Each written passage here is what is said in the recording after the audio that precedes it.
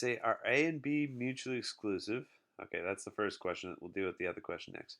If A and B are mutually exclusive, then the probability of A and the probability of A and B should equal 0.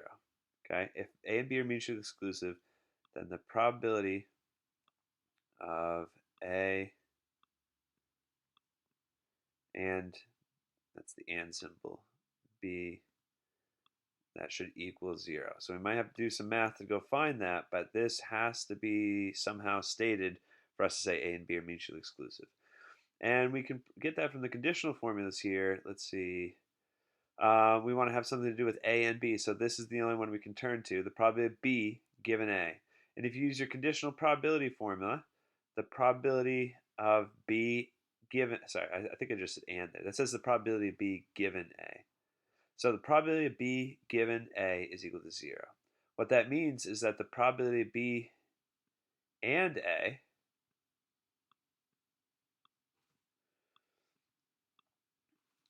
divided by the probability of the given, so the probability of A,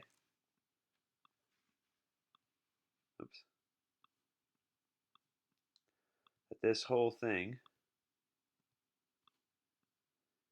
equals 0. Okay, so for that to be true, the probability of A is 0.62. That means this up here has to be 0, right? That's the only way you can make this fraction equal 0, is if the top is 0. And the probability of B and A, that's the same thing as the probability of A and B. So that means the probability of A and B, it is 0. There is no chance that A and B happen to along with each other together at the same time. So probability of A and B are mutually exclusive. So that's true. So we can rule out this. We can rule out this because it says A and B are not mutually exclusive. We just found out they are mutually exclusive. They say, are A and C independent? For A and C to both be independent, then we need the following formula hold. Sorry, this is another student's work, and I was trying to avoid giving away what their answer was, but got it there. Okay, let's just get rid of this. They want us to calculate, are A and C independent? If A and C are going to be independent, then the probability A and C equals the probability of A times probability of C. This formula should hold if A and C are independent. But we've got some problems. I don't think we're just given straight out what the probability of A and C is. We got to go back to the conditional formula again. Here I'm going to use this bottom one. Probability of A given C equals 0.60. That means the probability of A and C divided by, I'll get rid of that, probability of C, that this is equal to 0.62 is what they're saying. Go away. There we go.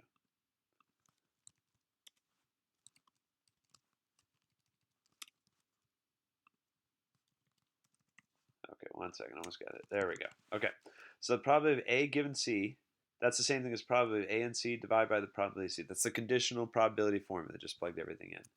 That's equal to 0.62. Now, we can plug in the probability of C because they give it to us. And if you solve for the numerator there, if you solve to get the probability of A and C by itself, you would multiply 0.07 to both sides. So the probability of A and C is 0.0434. So over here with our independence formula, we have 0.0434 in for the probability of A and C. The probability of A, they give us that, 0.62. The probability of C is 0.07. So let's see if this formula holds. If this is a true statement, then it means they're independent. But if they're not equal to each other, they're not independent. Oh, they do equal each other. Okay, so what we can say is that the probability of A and we can say that A and C are two independent events. So A and B are mutually exclusive, and A and C are independent. So this student should have selected this one. They had half the answer right. A and B are mutually exclusive. A and C are independent, though. Okay. Okay, so yeah, the big idea with mutually exclusive and independence. Mutually exclusive means A and B cannot happen together. So that probability is 0 of A and B.